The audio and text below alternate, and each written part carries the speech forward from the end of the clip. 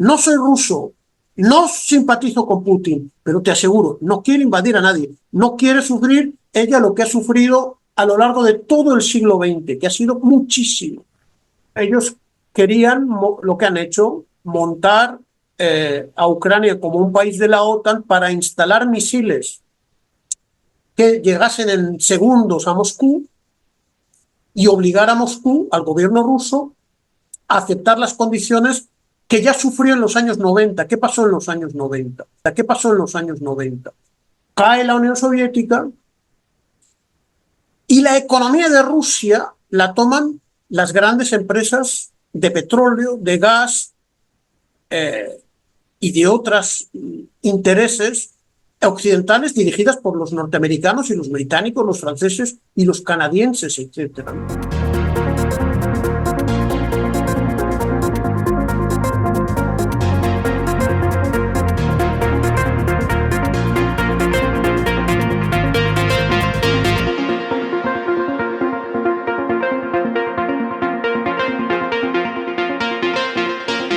¿Qué pasa con Putin? ¿Putin es el malo de la película? ¿Putin quiere invadir a Europa? ¿Qué está pasando en la guerra de Ucrania? Por eso he invitado hoy a José Antonio Ejido, que es doctor en sociología, politólogo, antropólogo, autor de más de 16 libros, incluyendo uno que se llama De la Unión Soviética a Rusia, así que es un experto en el tema. Y es una persona que está siendo invitada continuamente a los grandes medios de análisis geopolítico del mundo.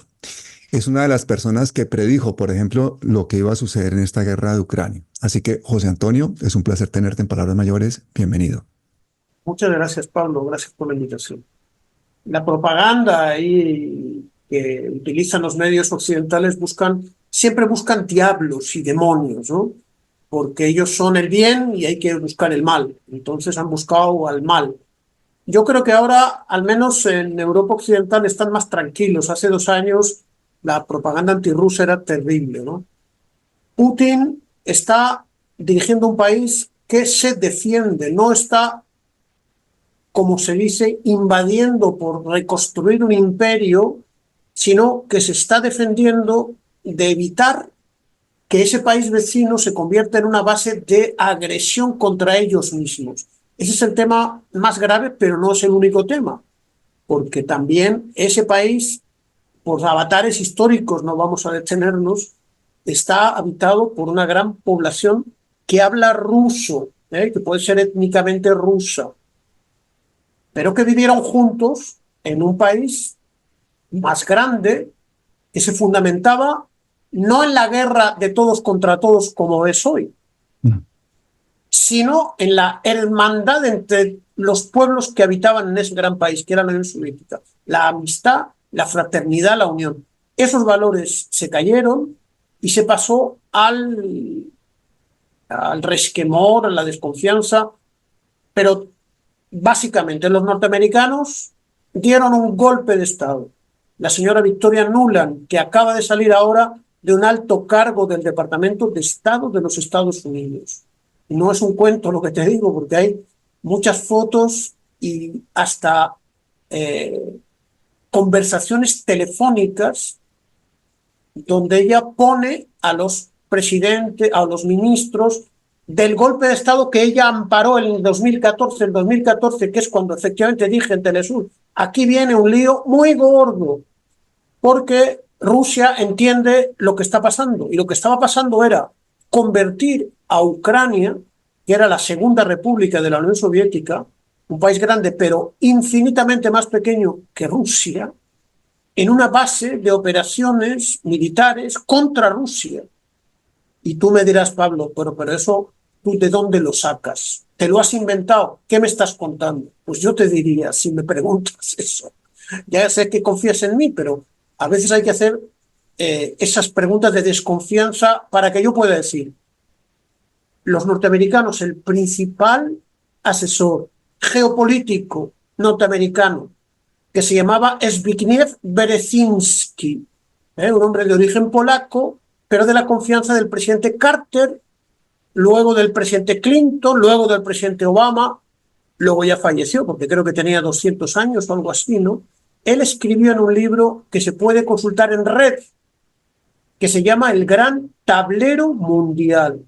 Y este señor dijo, negro sobre blanco y traducido al castellano, que para dominar el mundo, y es lo que él quería para los Estados Unidos, hay que controlar Eurasia, que es un continente que va desde Portugal hasta los montes Urales, que están en la mitad de Rusia, pero que pone fin, según un acuerdo mundial, a Europa, ¿no? Vamos a ir de Irlanda, Portugal, hasta los montes Urales, Europa.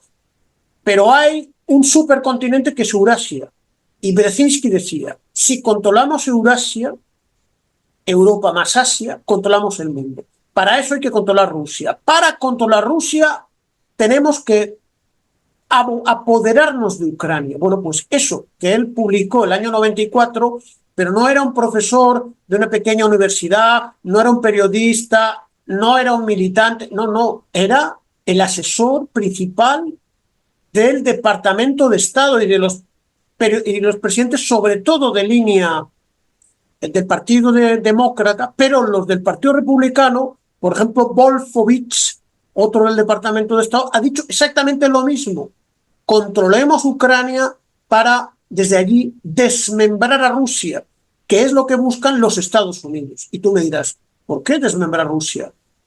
Porque las verdaderas riquezas en el mundo están bajo el suelo de Siberia. O sea, yo soy venezolano, ¿no? Entonces los venezolanos decimos siempre que tenemos las mayores reservas certificadas de petróleo. Bueno, pero yo así a mis paisanos les digo, sí, pero las no certificadas mayores las tiene Rusia, porque son tan grandes que no necesitan certificarlas. Las mayores reservas de diamantes, de cobalto, minerales de todo tipo, reservas de gas, etcétera, etcétera. Entonces, quien le eche mano a eso se asegurará la hegemonía económica en el mundo. Bueno, entonces los rusos han intentado que la OTAN no avanzase, han intentado buscar un arreglo a la guerra que empezó el régimen que montaron los norteamericanos en Ucrania mediante acuerdos de paz que se llamaban acuerdos de Minsk.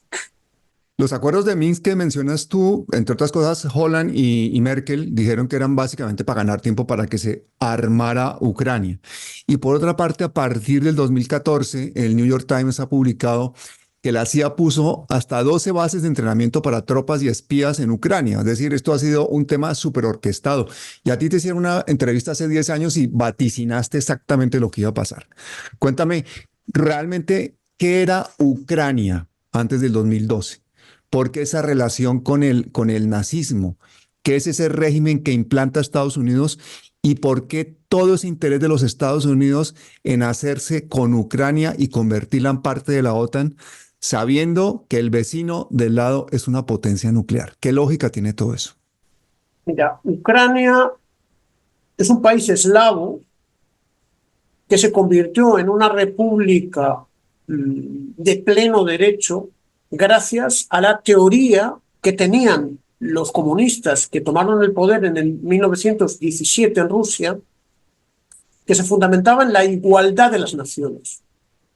El Imperio ruso negaba que hubiese otras naciones más que la rusa, pero en realidad había cientos de naciones de todo tipo, eslavas, no eslavas, de todas las religiones, en un territorio absolutamente inmenso. Entonces, el nacimiento de Ucrania es la voluntad de crear entidades nacionales que se autodeterminen, que desarrollen sus naciones, pero sin romper con un marco de relación de hermanos federada, en una federación. Y una federación significa que hay un gobierno central que dirige la unión de las diversas repúblicas. Bueno, entonces, la otra pregunta, ¿por qué el nazismo en Ucrania? Ucrania había estado bajo la influencia de los imperios del centro, se llamaban así los historiadores, que son los imperios, vamos a decir, germánicos, que son básicamente dos en un pasado reciente. El imperio prusiano, hoy es Alemania, el imperio austrohúngaro, pero dirigido por Austria. Estos dos imperios desarrollaron de una manera voluntaria y artificial un sentimiento antirruso en la población eslava de Ucrania con la idea de integrar a esa Ucrania en sus imperios, tanto en el prusiano como en el austrohúngaro. Bueno, antes de llegar Hitler ya hay un sentimiento nacionalista del estilo de los del principios del siglo XX. Es decir, somos una raza superior, ¿no? Nosotros tenemos más derechos y los enemigos de la nación son los comunistas, los rojos, etcétera, etcétera. Y también los rusos. Y eso viene incentivado desde afuera. Bueno, cuando Hitler invade Ucrania, es la Operación Barbarossa. La Operación Barbarossa es Hitler al frente de Alemania, pero no solo al frente de Alemania, al frente de Alemania, de Finlandia, de Croacia, de Polonia, de Chequia, de la División Azul de Franco, de la división de los nazis de Bélgica, de los nazis franceses, de Mussolini.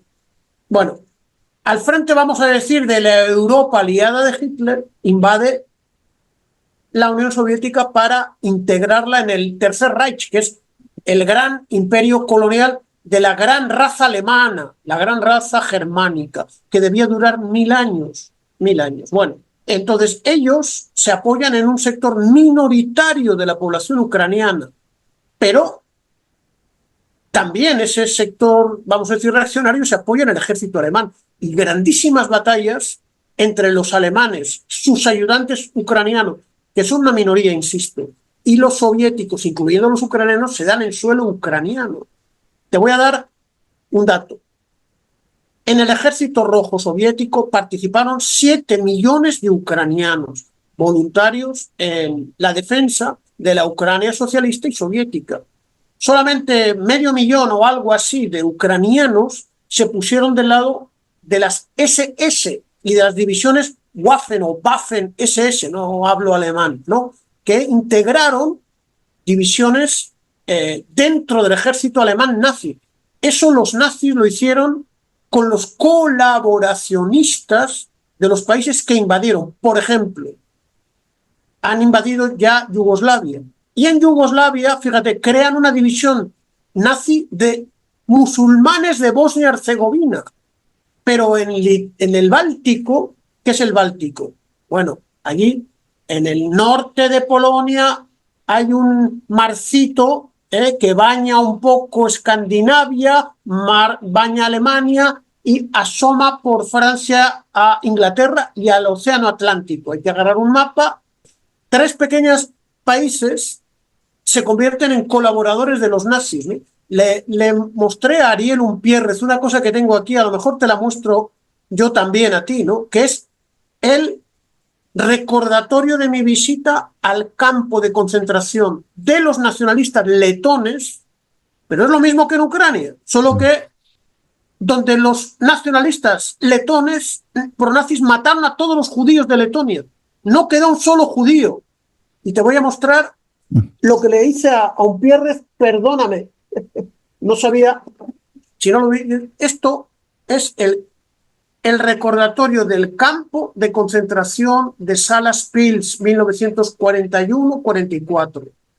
Todos, la población judía de Letonia fue asesinada no por los alemanes, sino por el mismo tipo de corriente política que en Ucrania fueron los responsables de grandes masacres, pero también en Bosnia, también en Croacia, también en Letonia, también en Rumanía, también en Bulgaria, también en Lituania, etcétera. Sí, porque la historia de Europa no es que todos lucharon contra Hitler. No. Todos lucharon con Hitler para masacrar a las poblaciones civiles, etcétera. Bueno, entonces, ¿quién apoya al final a esos nazis ucranianos que pierden la guerra? Te voy a decir. 3. Reino Unido, Estados Unidos y Canadá. 3. Canadá también. Pero ¿cómo que el Reino Unido, Estados Unidos y Canadá apoyan a los nazis que pierden la guerra? ¿Cuál es el objetivo de ese apoyo? han sido enemigos hasta el año 45. El año 45, en abril, los nazis alemanes se rinden y toda la estructura nazi de Europa se cae. Bueno, perfecto. En unos meses, los norteamericanos que han desembarcado en Europa y sus amigos ingleses, los aliados, el ejército francés, bueno, había sido derrotado en el 40. Son aliados de los soviéticos. Los soviéticos son los que han liberado el este de Europa. Pero los soviéticos han dado 30 millones de vidas y son los que derrotan al grueso del ejército alemán y de todos sus ayudantes. Entonces, ¿cuál es la situación del momento? Nunca el comunismo, el marxismo-leninismo como ideología, el comunismo como fuerza política, el proyecto político representado por la Unión Soviética y por las revoluciones antifascistas de entonces tuvieron tanta fuerza en Europa y en el mundo como en ese momento. Entonces, los banqueros, los terratenientes, los industriales, la oligarquía, los capitalistas temían en Gran Bretaña, en Francia, también en España, que habían ganado la guerra, lamentablemente, que ganasen gobiernos que hiciesen la reforma agraria, por ejemplo, que nacionalizasen la industria, que en realidad en parte se nacionalizó, aunque ganaron fuerzas capitalistas. Hasta hace poco en Francia, perdona que te hable de Francia, yo soy un poco afrancesado, el gas y la electricidad eran empresas públicas. Se llamaba Gas de Francia, Electricidad de Francia. Eso no estaba en manos de la propiedad de los ricos del lugar. No, no, no, no.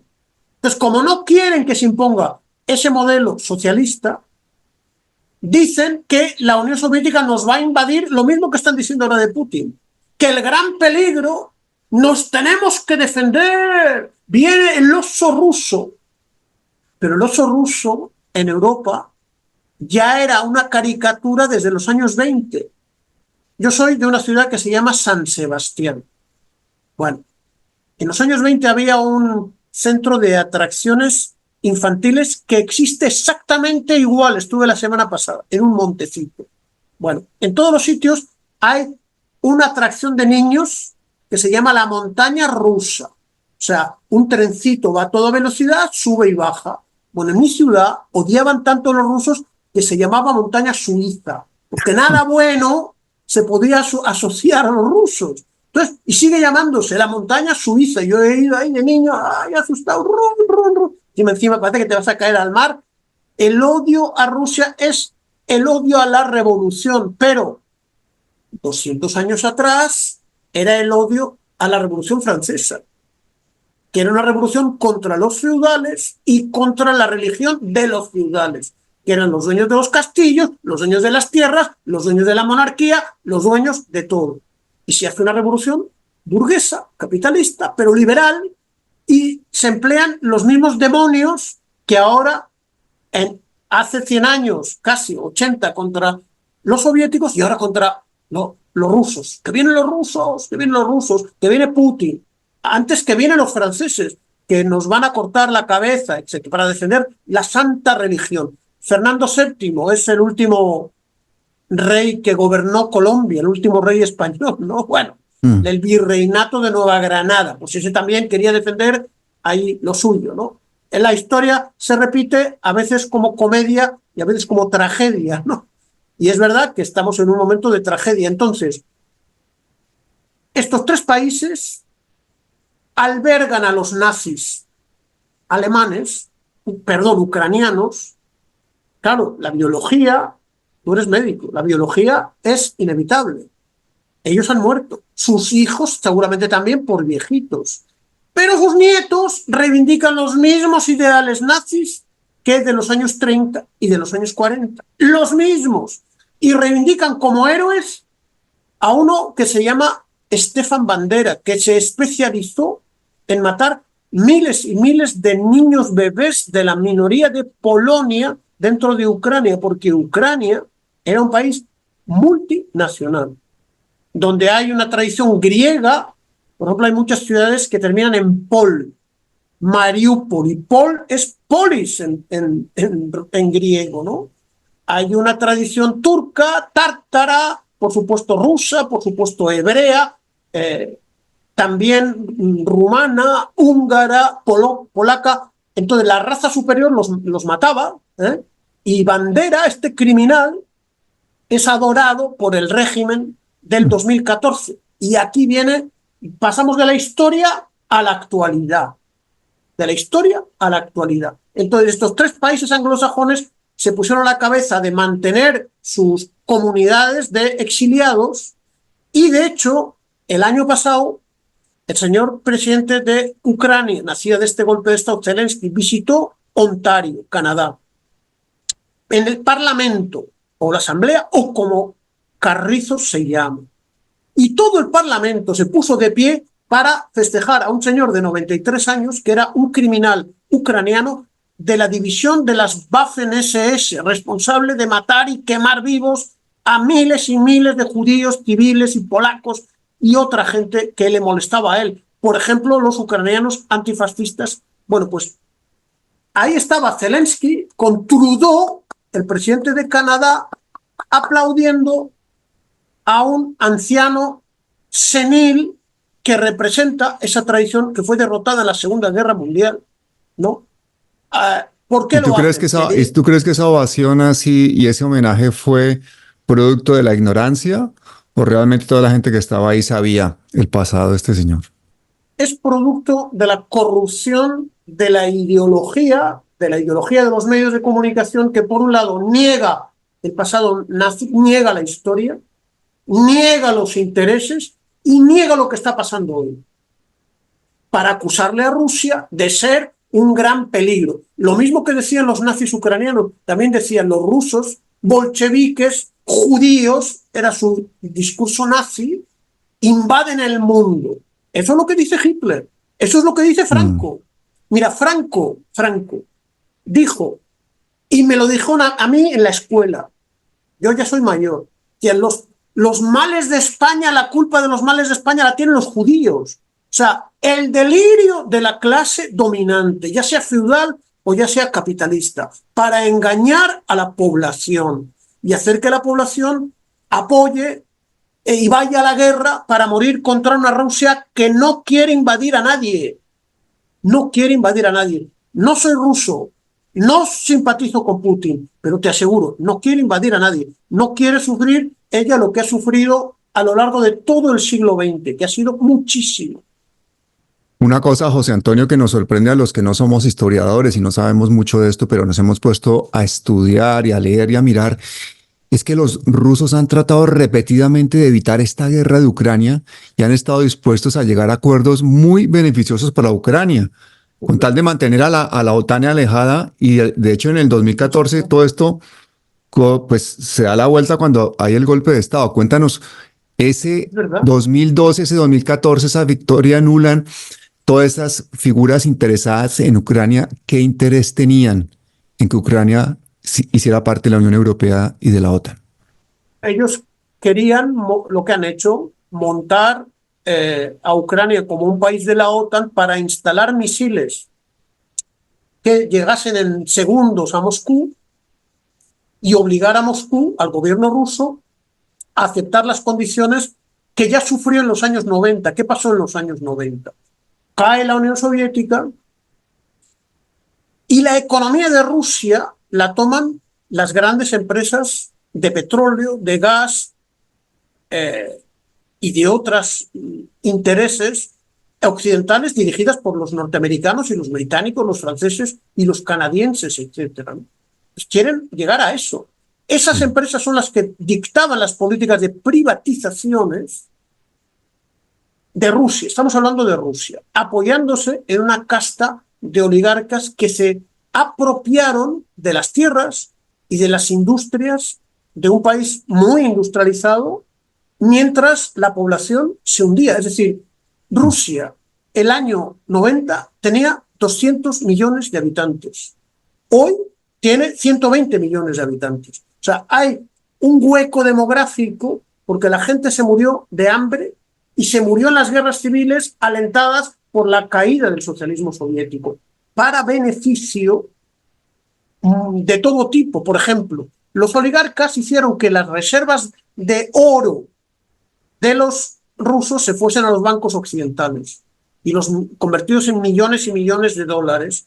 Claro, hablan de los oligarcas de Putin, pero no.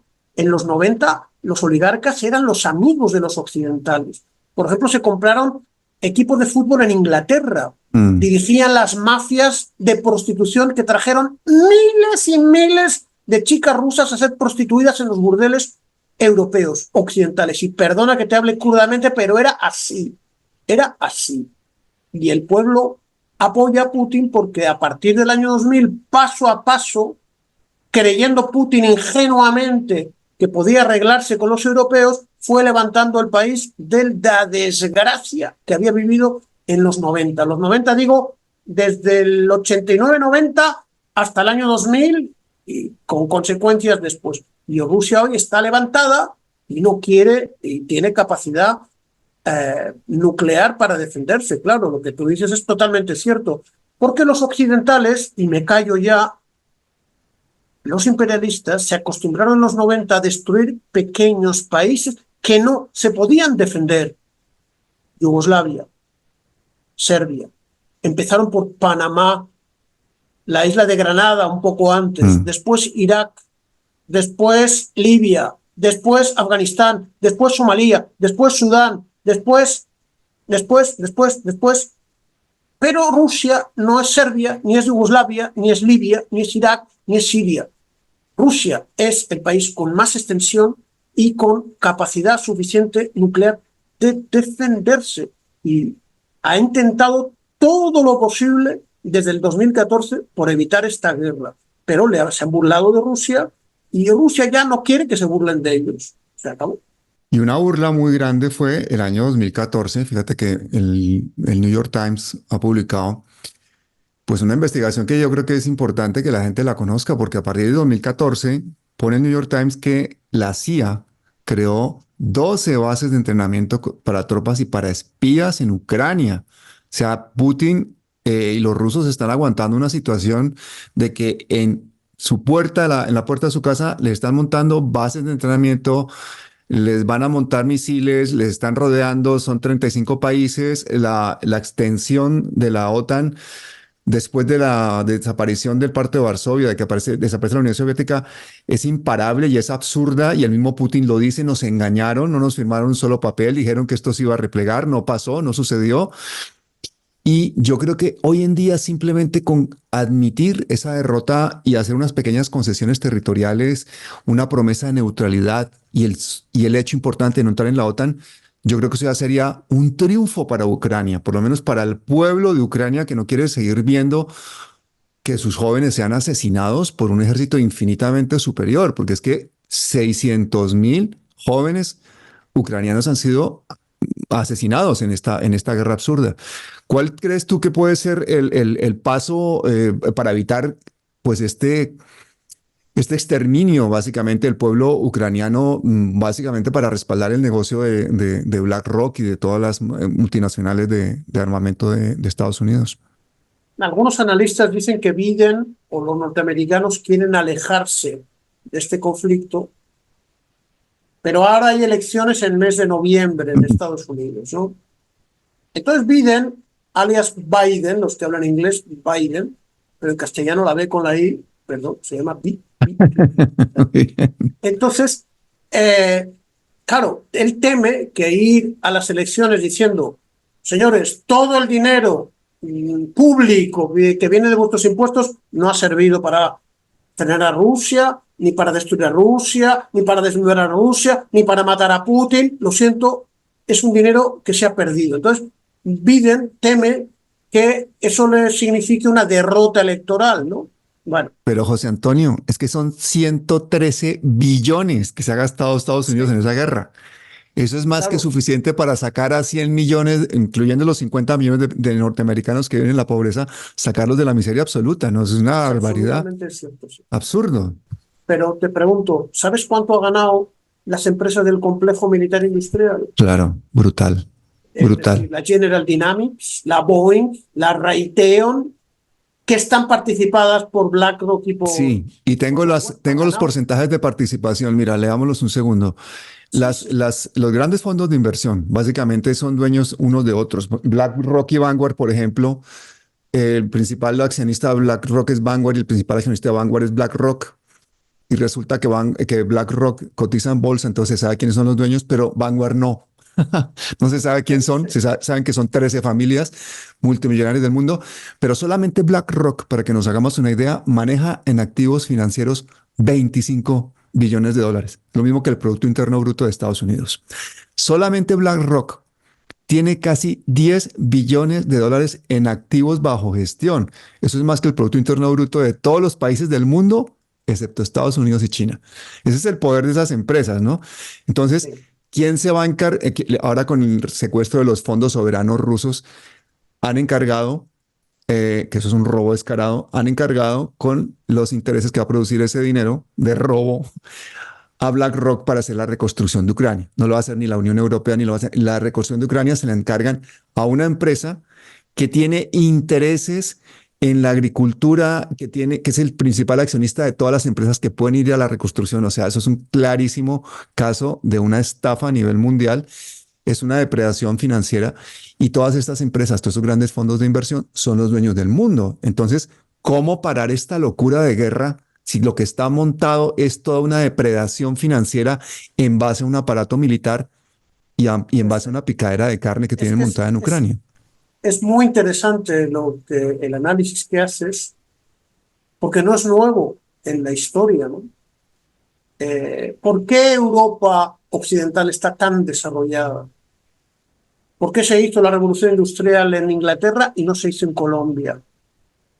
O en Centroamérica, o en México, o en el Caribe, o en la India, o en África. ¿Por qué? ¿Por qué? Porque los recursos de todas estas partes vinieron a los centros neurálgicos financieros occidentales y se convirtieron en revolución industrial. Ni siquiera España, su oligarquía, lo supo convertir en esa plata y oro de Zacatecas en México, de Potosí en Bolivia, etcétera. Eso se convirtió en el enriquecimiento de los prestamistas de los reyes españoles para después hacer la revolución industrial. Entonces ahí tenemos 20 países altamente desarrollados con alto nivel de vida y luego la gran mayoría de la humanidad con un montón de dificultades que ya conocemos, ¿no? Entonces, primero hay que entender lo que pasa y luego preguntarse, ¿eso cómo se resuelve? Bueno, pues el siglo XX se trató de hacer otros sistemas económicos, otros estados que no dependiesen, como dependen estos señores, del saqueo de los recursos del mundo. Porque es la lógica que sigue imperando. Entonces, si no se entiende esa lógica, no se puede poner solución. Y aunque se entienda, es difícil poner solución. Pero ha habido prácticas de gobiernos y de regímenes políticos que sí han conseguido construir sus revoluciones industriales sin el drama de la esclavitud, el drama del saqueo y el drama de las guerras coloniales, que es un drama y que es una tragedia que nos persigue, sobre todo mientras predomine una cosa que se llama el modo de producción capitalista.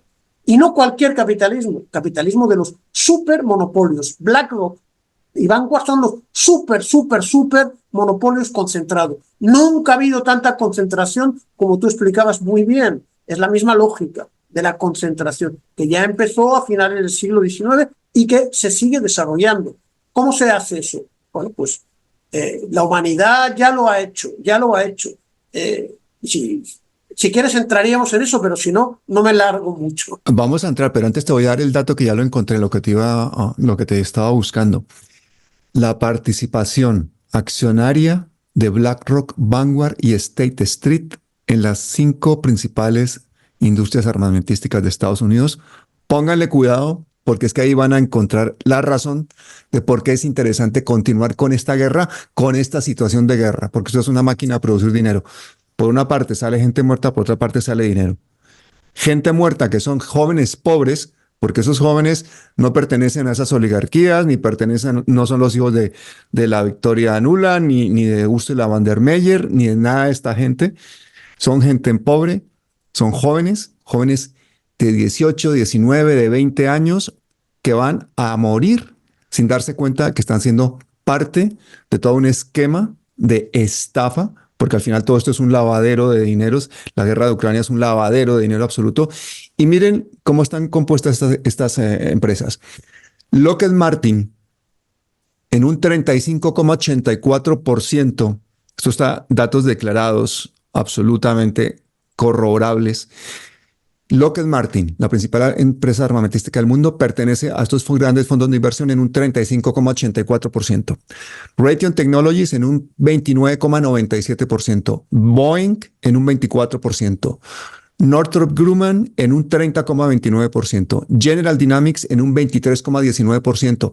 Y esos son los datos que se pueden corroborar. Pero resulta que ese es el mínimo que tienen en esas empresas, porque a su vez tienen participaciones indirectas a través de todas sus inversiones cruzadas. O sea que pueden perfectamente ustedes multiplicar esa cifra por 2, porque la propiedad de la gente que son los dueños de estas grandes empresas financieras pertenece a la misma gente que son los dueños de las grandes industrias alimentarias, los grandes dueños de las industrias petroleras. Son todos sus empresas, son los mayores inversores. Entonces, ganan en todo, en la guerra, en la reconstrucción, en la explotación agrícola, en todos los, incluso hasta con las noticias que salen de la guerra están ganando porque son los dueños de los medios de comunicación.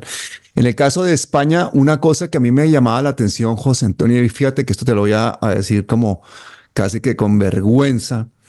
Yo decía, pero ¿por qué el periódico El País, que en una época era progresista, está aquí todo el tiempo animando a la guerra, diciendo que ya, la guerra es inevitable, guerra, hay que preparar a todo el mundo? Se está hablando incluso de hacer el reclutamiento obligatorio en España. Y yo no encontraba por qué ese periódico El País ha dado esa vuelta a convertirse en un periódico pro guerra. ¿Tú qué crees? ¿Por cuál es la razón? Es muy interesante lo que has hecho de buscar los datos que están en la bolsa y que son públicos, que no nos inventamos allí fuerzas ocultas, marcianos que dominan. No. Son datos objetivos, legalmente transparentes. Pero en Estados Unidos, y luego iremos a Madrid y a España, la propiedad de los grandes medios de comunicación son también BlackRock y Vanguard. De manera que BlackRock y Vanguard, al controlar la prensa, que son CBS, ABC, Washington Post, a Reuters, sobre todo Associated Press, etcétera, el New York Times, etcétera, que son los que le dictan la política al país. Pero esos están también infiltrados y controlados en sus direcciones por BlackRock y por Vanguard, que lo que necesitan es empujar a la población a la guerra, al enfrentamiento, a los presupuestos militares, que enriquecen a su vez al complejo militar industrial. Esa misma lógica baja a la prensa europea, española, francesa, me imagino que británica, no lo sé británica, pero la francesa, son 6 grandes monopolios privados y el país ha sido comprado por un fondo que dirige un armenio desde París. Dicen que es una gran prensa española. La prensa española está infiltrada por el gran capital que tiene los mismos intereses. Además, la prensa escrita en papel no puede resistir el tema de las redes y necesita continuamente que le aporten capital fresco. Se lo aporta el gran capital, que ahora mismo lo que necesita es crear un ambiente de guerra contra Rusia para determinar la política y para forzar realmente la guerra. Van a terminar por conseguir una guerra con millones de muertos en Europa para asegurarse los beneficios de una oligarquía. Lo que pasó con la conquista de África, el reparto de África, lo que pasó con la Primera Guerra Mundial, con las guerras coloniales, etcétera. Repartirse el mundo y ahora para beneficio de los grandes complejos militares industriales. Fíjate que en Europa Macron y Scholz, seguramente va a seguir Pedro Sánchez pronto, dice que hay que militarizar la economía. que no tenemos suficientes cartuchos, ni balas, ni bombas, ni helicópteros, y que dependemos de los Estados Unidos, ¿no? ¿Eso qué significa? Dinero público que se retrae de los servicios públicos o de otros sectores industriales pacíficos que se concentran en empresas militares y militarizadas, ¿no? Qué Para eso hace vergüenza. falta guerras, para eso hace falta que muera la gente, ¿no? Sí, quitarle dinero a la educación, a la salud para comprar o para Exactamente. fabricar armas. Pero Para mira, las pensiones, los salarios. Sí. lo del periódico El País de España es una vergüenza, porque resulta que el periódico El País es propiedad del grupo Prisa. Prisa además es accionista de empresas armamentísticas. El principal accionista del grupo Prisa, que además es el dueño del País, del Huffington Post, de la cadena SER, de un montón de medios de comunicación en más de 13 países. Por ejemplo, en Colombia el grupo Prisa es dueño de Caracol, de la W, es dueño de, creo que El Tiempo también. Bueno, es dueño de una cantidad de medios de comunicación en el mundo entero. Resulta que el principal es propiedad, el grupo Prisa es de un fondo de inversión que se llama Amber Capital, que es propiedad de un señor francés que se llama Joseph Orgulian. El Y ese armenio señor, francés europeo. ese mismo dueño del grupo Prisa, el principal accionista del grupo Prisa, es el segundo mayor accionista de Indra, una de las principales empresas españolas del sector de defensa. Entonces ahí ya empezamos a comunicarnos. Entonces, ¿qué nos extraña a los colombianos? Que Caracol, la W, el País de España, el Huffington La Post, revista Semana. la revista Semana, una cantidad de medios en el mundo estén a favor de una guerra en Ucrania o callen ante un genocidio como el de Palestina, si sus dueños son copropietarios incluso de industrias armamentísticas como el caso de este señor francés. Entonces ahí yo creo que es el periodismo de investigación que se ha acabado poco a poco en el mundo porque los grandes periodistas de investigación terminan en las redes sociales y con canales de YouTube y todo esto, porque son desplazados de sus principales, de sus trabajos antiguos, ¿no? Aquí tenemos a Jesús Tindora, por ejemplo, que lo vamos a tener aquí en el canal dentro de poco. Tenemos grandes defensores de los derechos humanos en Colombia y de la prensa alternativa, como Gonzalo Guillén, y los ejemplos son innumerables, pero todas estas personas terminan siendo sacadas de estos grandes medios en donde han hecho carreras impresionantes. Por ejemplo, el periodista norteamericano que denunció la voladura del Nord Stream por parte de la CIA y de Noruega, ¿no?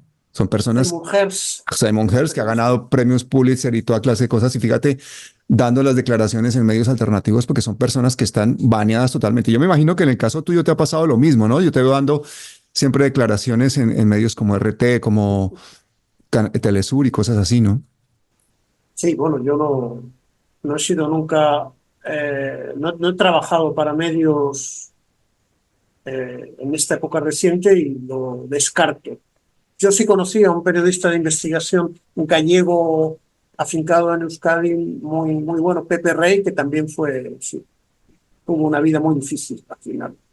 Mm, Hay que construir medios realmente independientes que sean alternativos a una violación permanente del derecho de información, porque el derecho a la información se convierte en el hecho de que las grandes masas de la sociedad están recibiendo una manipulación informativa muy sofisticada para que luego nos digan, después de pasados los hechos, discúlpenos, nos equivocamos, mm, ¿no? Yo ahora mismo tengo la suerte de trabajar con Michel Colón, que es uno de los grandes periodistas belgas, que ya hace 30 años planteó el tema de la necesidad de los medios informativos, pero de las mentiras de los medios de comunicación, con un libro que se hizo muy famoso, Ojo con los medios, después de la manipulación que se vio en la guerra contra Irak, la primera guerra del año mm, 91, él pudo desentrañar todas las técnicas de manipulación de masas que se han venido en el caso de Rusia, ahora con Israel, elevadas a la enésima potencia. Y como no hay una prensa alternativa, como no hay un debate público, como no hay debates públicos, no hay debates contradictorios. Yo estuve una vez invitado en la televisión pública vasca en relación a la guerra de Yugoslavia, hace también, yo creo, 20 y tantos años. Nunca más me volvieron a invitar porque yo era el único en oponerme a los bombardeos contra Serbia. Claro. Y el único que me apoyó es una señora griega que hablaba vasco, de Grecia, que me dijo, usted tiene razón. Nunca más volví a pisar los... Luego, como he sido mecho venezolano, sí he podido estar en Telesur, en la radio del sur, que eso es otro mundo informativo. Eso es muy importante, pero en el mundo de las democracias y de las libertades no hay libertades para oponerse al discurso general del sistema, que hoy está por la guerra porque le interesa al gran capital. En resumen. Vamos a tener una nueva base de la OTAN en Menorca, la base de Mahón, ¿no? Mahón, en Menorca.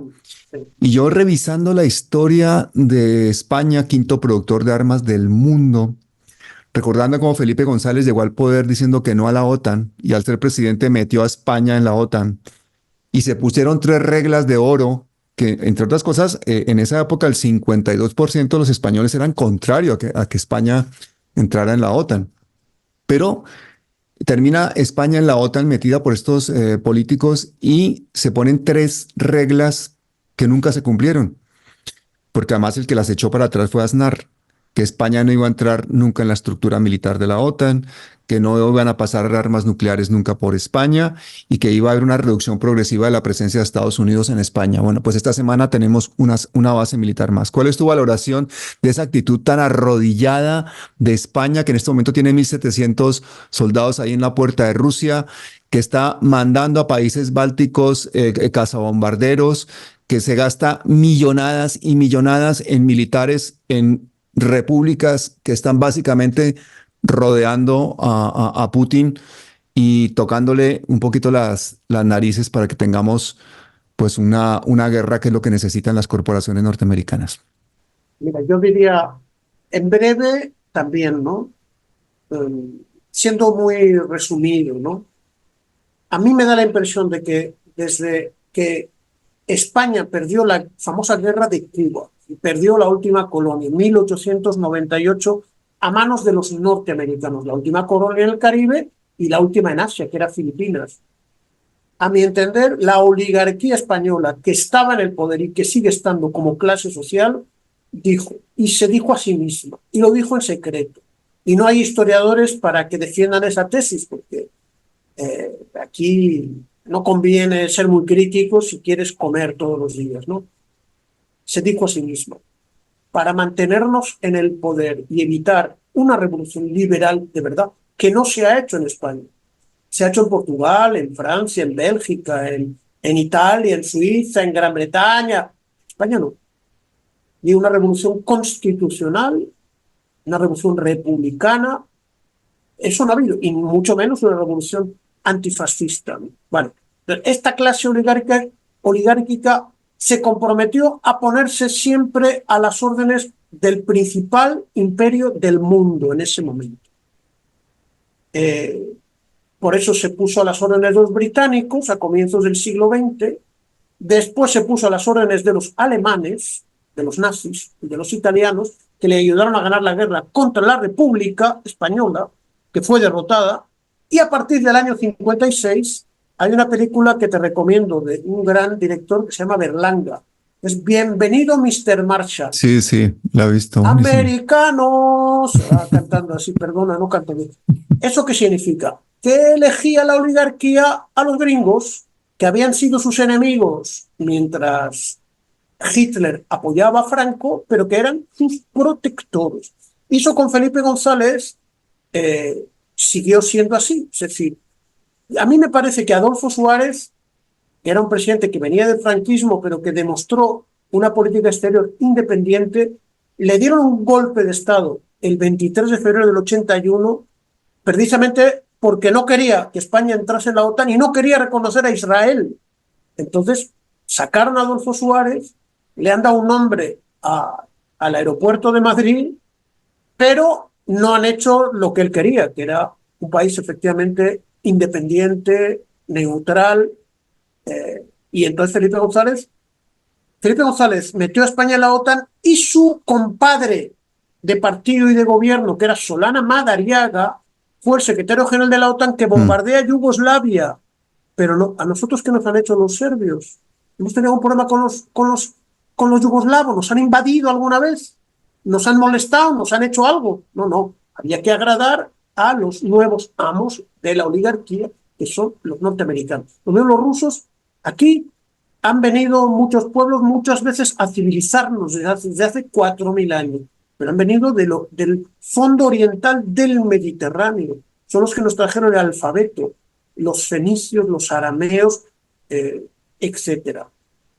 Pero los rusos no han sido invasores, los rusos no nos amenazan. Y en cambio, si nosotros amenazamos a los rusos, pues tendremos que pagar un precio. Lo mismo que pasó con los terribles bombardeos o el atentado el más monstruoso que ha recibido España después de que se puso a apoyar a Aznar la monstruosa invasión y destrucción de Irak. Es un acto absolutamente criminal que debía ser objeto de un proceso penal, porque si ahora es horrible lo que vemos en las redes de los niños muertos, yo hablo solo de los niños, pero todo el mundo tiene el derecho a la vida en Gaza, se habla de 60, de 70, de 80.000 muertos, pero en Irak los gringos y los polacos, que eran los nuevos lacayos a su servicio, hicieron 1 millón de muertos, según cifras bastante contrastadas. Tú imagínate si hubiese habido Telegram en el año 2003, ¿cuántos muertos hubiésemos visto en Irak, que era el país Sí. más próspero del mundo árabe, el que pudo aprovechar la subida del precio del petróleo, etcétera, ¿no?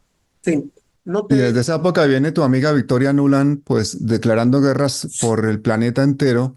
Esa mujer que está casada con uno de los fundadores del movimiento neocon en Estados Unidos, todos estos eh, halcones, digamos, y representantes comerciales, básicamente de las empresas armamentísticas, con grandes intereses en ello, porque esa colusión que hay entre políticos y empresarios, esas puertas giratorias, ese IPAC sionista financiando a los congresistas y además los lobbies de las empresas armamentísticas, el complejo militar industrial y tecnológico y bancario e informativo, y podemos seguir hasta el infinito en las ramificaciones, pero el punto común que hemos visto en los últimos tiempos es cómo todo ese dinero ha fluido hacia unas pocas manos y encontramos esos grandes fondos de inversión que estábamos hablando ahora, como BlackRock, etcétera. España pasa de una forma muy hipócrita. Yo quiero leerte, José Antonio, un tuit del señor José Manuel Álvarez, que es el ministro de Relaciones Exteriores español, que ponía ayer: horrorizado por la muerte de trabajadores de la UWC Kitchen en Gaza mientras se entregaban comida. Mis pensamientos están con sus seres queridos. He trasladado mi solidaridad al chef José Andrés y a la familia de la ONG. España apoya su labor. Exigimos alto al fuego y entrada de ayuda humanitaria. Eso lo hizo un ministro de un país en el que la semana anterior le compran a Israel más de 200 millones de dólares en armamento, un país que tiene 1.700 soldados frente a la puerta de Rusia, un país que acaba de inaugurar una nueva base para la OTAN, y un país que, te voy a decir las listas pequeñas de soldados que tiene en este momento desplazadas. Tiene en Letonia 600 efectivos. Tiene una brigada multinacional en Eslovaquia que va a mandar 700 militares, 200 en Rumanía. En las repúblicas bálticas tiene 8 aviones de combate y 150 militares. Misiles en Letonia y en Turquía. En total, 1.700 militares en el este de Europa. Y sigue siendo el quinto o sexto, en el peor de los casos, productor de armas del mundo, desgarrándose las vestiduras ante un genocidio que no es capaz de condenar. Y entre otras cosas, esta nueva base en Mahón, en Menorca, va a servir para el programa de la OTAN en el Mediterráneo, que favorece, por supuesto, las acciones de Israel en Gaza. Es decir, sigue siendo una hipocresía absoluta la actitud de los gobernantes españoles, mucho más allá de Felipe González, hasta nuestros días, incluyendo el actual presidente del gobierno español, porque siendo uno de los grandes productores de armas del mundo y es el socio prioritario de la OTAN en Europa, se rasga las vestiduras ante la paz e intenta mantener una imagen, por lo menos a nivel diplomático, que no convence absolutamente a nadie. ¿Cuál es tu valoración de esa actitud de España y del hecho de que España sea el quinto productor de armas del mundo? Tiene un perfil bajo políticamente que no corresponde a sus dimensiones, ¿no? Y además no se da cuenta de que hay otros países europeos que ya están empezando a tener una posición contraria a esta dinámica belicista de sanciones contra Rusia y de no ser suficientemente enérgicos con el Estado de Israel y sus crímenes, ¿no? Se está hablando de que Pedro Sánchez va a reconocer el Estado de Israel, ¿no? De que con el presidente de Bélgica, bueno, el primer ministro de Bélgica, están siendo muy duros. Porque claro, si lo comparas con Macron, que está en una posición de absoluta fascistización, estos son moderados, pero como tú dices, manteniendo sus lealtades. Y no se puede estar soplando y sorbiendo a la vez, decía mi padre, porque cuando Israel es agredida o se pone en peligro, tiembla con una insurrección palestina, los norteamericanos no responden pidiendo negociaciones de paz y de reconocimiento del pueblo palestino, sino mandando 2 portaaviones. Y a lo mejor esos portaaviones, como tú bien dices, recalaban en las bases que tienen los norteamericanos hasta ahora en Cádiz y por lo visto ahora las van a tener en el archipiélago de las Baleares, ¿no? Lo cual significa que estamos, bueno, pues en el lado de la guerra, el gobierno está del lado de la guerra, pero si habría un gobierno de derecha y de extrema derecha sería exactamente lo mismo, sino más, ¿no? El partido Vox está financiado por un grupo terrorista iraní conectado con los servicios occidentales y que le ha permitido ser un grupo parlamentario muy importante. El PP fue responsable de la guerra, o sea, del apoyo a la guerra de Irak, pero Felipe González era responsable de la guerra contra Yugoslavia, ¿no? Y los medios de prensa insistiendo en un discurso que es falso, donde no hay debates contradictorios, donde no hay libertad de expresión, donde no se puede hacer ningún tipo de crítica, etcétera, etcétera. Y esa política invade a la izquierda, a la derecha, el Parlamento, fuera del Parlamento, los medios de comunicación, las universidades. No, es un panorama complicado. Ahora, Colombia tampoco está muy bien, ¿no? El Plan Colombia, ¿no? La intervención de los norteamericanos en el conflicto colombiano. Los colombianos convertidos en mercenarios en todas las guerras de los norteamericanos, matando al presidente haitiano, ¿no? Ahora, también hay mercenarios españoles en este tipo de guerras, ¿no? Bueno, es una situación lamentable y yo dije ya en el 2022 unos amigos de Zaragoza, y lo repito, hay que crear un inmenso movimiento por la paz, porque eso interesa a los intereses inmediatos de los trabajadores, de las trabajadoras de España, de Europa Occidental, de la Unión Europea y del mundo. Que los recursos para la guerra se conviertan en recursos para combatir el hambre, la enfermedad, el analfabetismo, la ignorancia y todas las desgracias de la humanidad que tienen arreglo, que tienen solución. Yo estudié sociología por un maestro, Jan Ziegler, que ha sido comisario de las Naciones Unidas para la Alimentación. Él decía, el hambre en el mundo está fabricada por algunos intereses de las empresas agroalimentarias, porque hay suficiente y sobrada capacidad para alimentar suficientemente bien a una población que es grande, la que tiene la humanidad, incluso más grande también.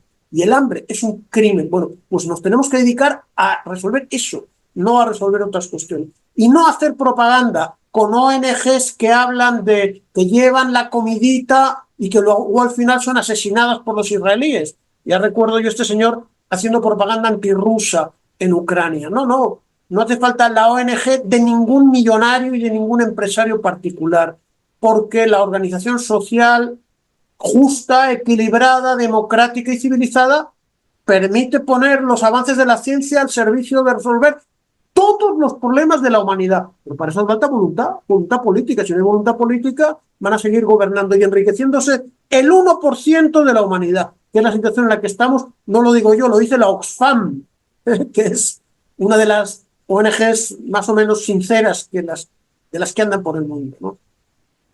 Oye, ahora que hablabas tú de Irak, me acordaba yo en el año 2003, todas estas manifestaciones que hacíamos en contra de la guerra de Irak. ¿Te acuerdas tú que fueron, yo creo que de las manifestaciones del siglo más grandes, En mi unas ciudad también movilizaciones hubo tanta internacionales gente. brutales? ¿Y eso por qué no lo vemos hoy en día? O sea, vemos unas manifestaciones, sí, pero bastante diezmadas. Y tenemos no solamente la guerra de Ucrania, el genocidio en Palestina, sino tenemos un montón de conflictos en el mundo entero y la gente ya se cansó de protestar.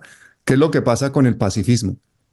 Mira, Pablo, yo creo que aquel momento, me da la impresión, fue enorme. Nosotros tuvimos aquí 30.000 personas, una ciudad que tiene ciento En San cuarenta mil Sebastián, qué personas, es barbaridad. enorme, en San Sebastián, Mm. en Madrid, 3 Que fueron millones, millones, sí. ¿viste? Bueno, yo creo que era un momento, un reflejo de alguna contradicción en el seno de los propios Estados Unidos. Fue algo pasajero, no fue algo duradero, pero sí fue en el Estado español muy importante la campaña de los 80 contra la OTAN, contra la presencia de la OTAN.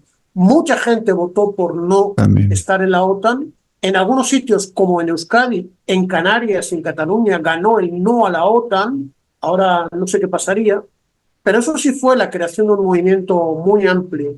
La coalición Izquierda Unida entonces nace de la lucha contra la OTAN, para terminar de la mano del exministro Garzón apoyando los planes occidentales contra Rusia, un retroceso Mm. enorme. Hay que volver a recuperar unas tradiciones y hay que hacer lo que sea para recuperar un espíritu de paz, de resolución pacífica de todos los conflictos en el mundo, de volver al derecho internacional y no lo que están diciendo los norteamericanos y los occidentales, que el mundo tiene que hacerse según determinadas reglas que las ponen ellos, normas que las marcan ellos, no los acuerdos que se firmaron después de la derrota del nazismo, que dieron lugar a las Naciones Unidas, ¿no? Que declara la guerra un crimen contra la humanidad, ¿eh? La guerra de agresión, etcétera, ¿no? Bueno, hay muchas cosas que hacer, querido Pablo. Muchas, y una de ellas es analizar concretamente personajes y ver los intereses que tienen ellos personales en que haya estas guerras. Cuando tú ves, por ejemplo, que la decisión para la nueva base de la OTAN en Menorca se toma o la toma Pedro Sánchez prácticamente con alevosía y nocturnidad, en el momento político más bajo que tenía, que estaba intentando catapultarse hacia la subsecretaría o hacia la secretaría de la OTAN en ese momento. Y aquí estaba, acuérdate cómo estaba en ese momento Pedro Sánchez políticamente, estaba muerto. Y entonces él cede, me imagino, o toma esa decisión para ayudarse a catapultarse hacia la OTAN, que era como su salida política en ese momento. Pero si miras otras figuras, por ejemplo, a Macron, buscándole pelea de forma unilateral a Rusia para justificar ese complejo militar francés que quiere darle salida o tener ese liderazgo europeo por encima de Alemania que está en un mal momento, o salir de esa derrota histórica que está teniendo en África con sus excolonias francesas. Ese pequeño Napoleón, esas figuras como Pedro Sánchez, como Macron, son los que nos están llevando a estas guerras, y nosotros cuando votamos por un político no les damos un cheque en blanco. Esta democracia que se ha vuelto una farsa absolutamente, que ve en estos momentos cómo la inmensa mayor parte de la población del mundo vive absolutamente apática, o por lo menos en total inacción frente a situaciones tan terribles como que en un momento dado aquí nos van a llamar a la puerta y van a decir: sus hijos están reclutados de forma obligatoria porque se tienen que ir a pelear en este momento a Ucrania, porque esto puede pasar en cualquier país europeo en este momento, ¿no? ¿Cómo ves tú todo ese panorama de intereses personales, grandes poblaciones que no responden y una juventud que no termina de aterrizar en el momento en que estamos?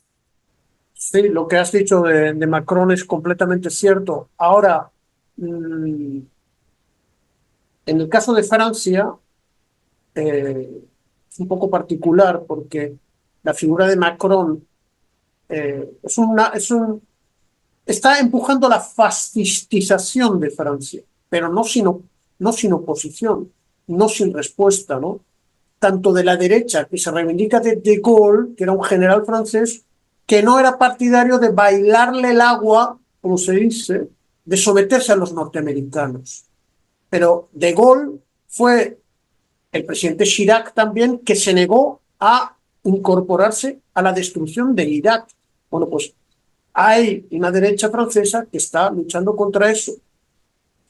El Partido Comunista de Francia ha sido destruido por 40 años de direcciones que han capitulado, pero ha nacido otro movimiento que dirige Mélenchon, un antiguo ministro de Mitterrand, que se enfrenta muy duramente a esta política belicista, al apoyo que le da Francia al Estado de Israel, y ha creado un grupo parlamentario bastante importante en la Asamblea Nacional Francesa, lo que no hay en España.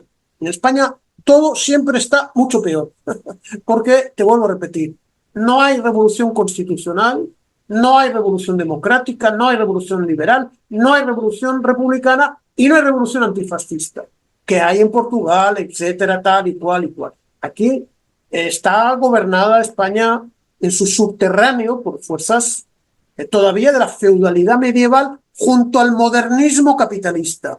Y las izquierdas son muy débiles y son muy frágiles y no tienen sus dirigentes suficiente coherencia, ni política, ni ideológica, ni cultura, ni moral, para asumir la necesidad de cambiar la sociedad y de construirla sobre unas bases más sanas, pacíficas, de amistad con todos los pueblos del mundo, para desarrollar la economía, etcétera, etcétera, ¿no?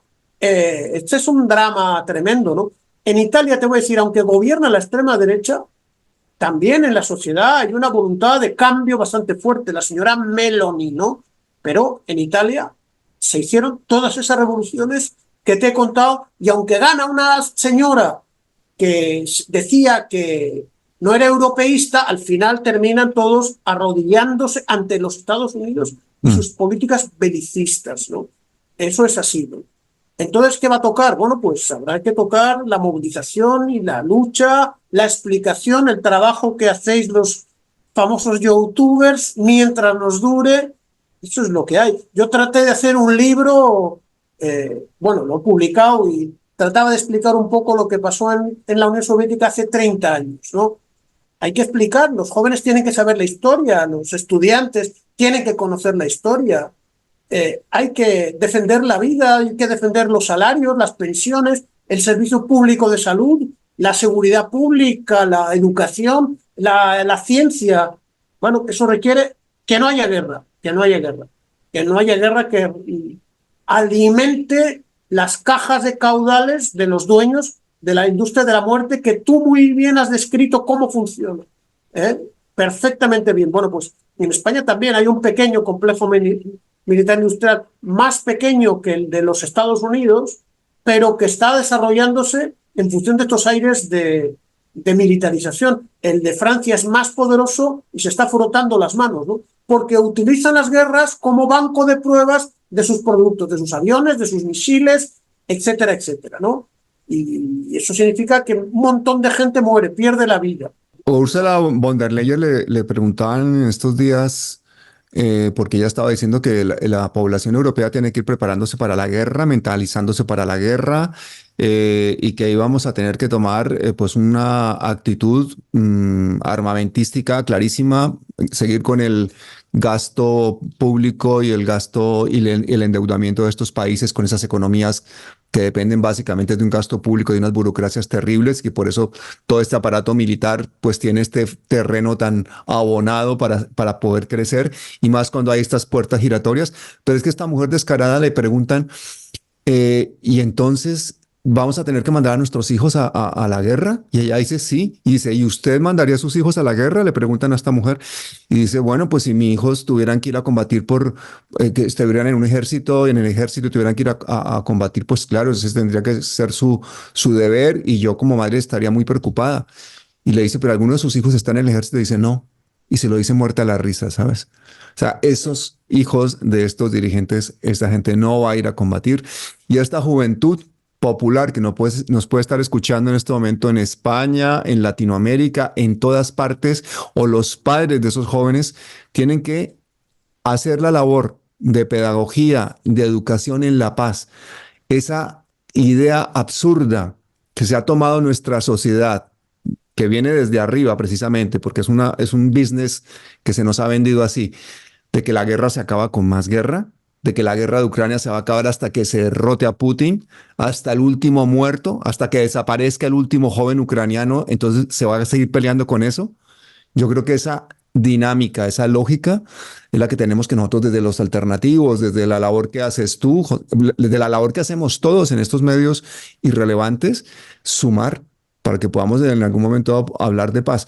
Yo quisiera que tú le dijeras a los jóvenes latinoamericanos, tú que ahora eres venezolano de corazón, de cariño y de nacionalidad, y por lo tanto hermano colombiano, que le dijeras a los jóvenes latinoamericanos cuál es el camino hacia conseguir esta paz o esta lucha social en la que debemos participar y que ellos tienen que tener un papel estelar.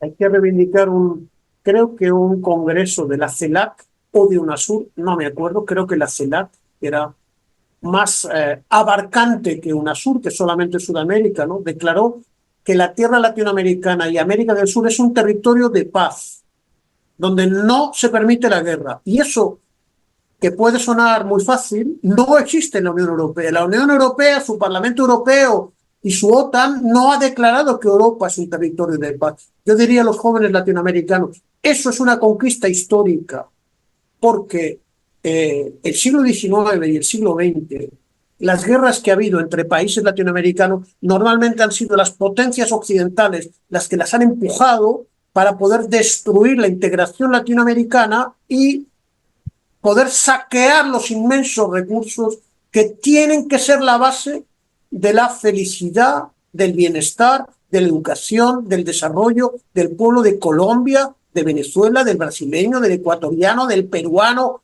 del paraguayo, del uruguayo, de la Argentina. Mira cómo está Argentina, del mexicano, del centroamericano y del caribeño. La paz es una conquista histórica. No hacer como hicieron los ingleses, que empujaron la guerra de las tres potencias contra Paraguay. Y me decía un amigo que ha sido embajador de Venezuela en Paraguay, me dijo, ¿sabes qué pasa en Paraguay? Ese país no existe. La guerra lo mató. Y está mantenido virtualmente en pie, artificialmente, por los norteamericanos, que tienen además una base aérea en Paraguay, para poder agredir a Chile si hace falta, a Perú si hace falta, a Uruguay y a la Argentina y a Brasil. Además de un general con nombre de apellido vasco. La guerra es una desgracia. No tiene que haber ningún tipo de guerra, y tampoco se tienen que enrolar los jóvenes en las guerras que buscan las grandes compañías occidentales en Europa contra Rusia. Porque Rusia está destinada a servir su tecnología y sus créditos para el desarrollo industrial y económico de Colombia, de Venezuela. Colombia tiene más desarrollo que Venezuela, y lo mismo le pasa a China. Ellos van a querer los recursos naturales, pero los pueblos y los jóvenes latinoamericanos necesitan que esos recursos se transformen en el continente latinoamericano, para que el valor añadido no se lo lleven tampoco los rusos. No sé si me explico, ¿no? Que no sea simplemente materia prima barata la que se llevan a ningún otro país. Pero la Unión Soviética, yo sé que no quería ese esquema, y Rusia hay que negociar con ellos. Rusia se hizo un país capitalista. Que sea un país que se defienda no quiere decir que sea un país que no busque su interés. Bueno, pues el interés de la juventud latinoamericana es puestos de trabajo de calidad, industria de calidad, que no haya que exportar droga ni cocaína, que es un invento de los gringos, además, con sus guerras, porque es el mercado que ellos necesitan. Eso requiere revoluciones económicas, reformas agrarias, reparto de la tierra, productividad, revolución agrícola, hay que dar de comer y tiene que ser América del Sur la que dé de comer a toda la humanidad entera, a toda la humanidad. Y tiene capacidad sobrada, pero con condiciones socioeconómicas democráticas y civilizadas. Eso se requiere, para eso se requiere la paz. Para eso, y ejércitos que defiendan la paz, que no los forme la Escuela de las Américas en Panamá, que formaron generales gorilas, como se llama en América Latina. El que acabó con el presidente Zelaya era Goriletti, le llamamos en Venezuela, otro de los hijos de las Escuelas de las Américas al servicio, en este caso no del pueblo hondureño, que es uno de los más pobres de América Central, ¿no? Porque quería el presidente Zelaya, su esposa Xiomara está en la presidencia, ganó después de muchos afanes, quería meter a Honduras en el ALBA, ¿no? Y hacer alguna serie de cambios y cambiar la constitución. Le ametrallaron el sitio, casi lo matan, lo sacaron en pijama y lo pusieron en la base de Palmerola, que es una base gringa. Eso no puede durar más. No puede durar más. Hay que crear la integración latinoamericana, es el escudo para la paz. Nada más. José Antonio, parte de esa integración latinoamericana e hispanoamericana ha sido este programa, porque ha sido un antes, un después, y yo creo que espero que vengas muchísimas veces a Palabras Mayores. Tienes una gran fanaticada seguramente a partir de hoy en este programa y te van a pedir que vengas muchas veces. La próxima vez espero que ya podamos hablar de paz, ya podemos hablar de muchas cosas buenas, pero también que podamos dar pedagogía, porque lo que está pasando en Latinoamérica, lo que está pasando de injusticia social, de desigualdad en nuestro territorio, es otro genocidio, es otra barbaridad. No podemos permitir precisamente que no seamos los mismos latinoamericanos los que escribamos o no nuestro destino. Así que te agradezco muchísimo, José Antonio. Espero que sean muchas veces las que vengas a Palabras Mayores y te mando un abrazo muy grande desde aquí. Gracias, querido hijo de la patria de Gabriel García Márquez. Hablas también el castellano como él. Muchas gracias. Muchísimas gracias. Estamos a la orden. Hasta siempre. Gracias. Gracias, querido Pablo. Un abrazo. Un abrazo.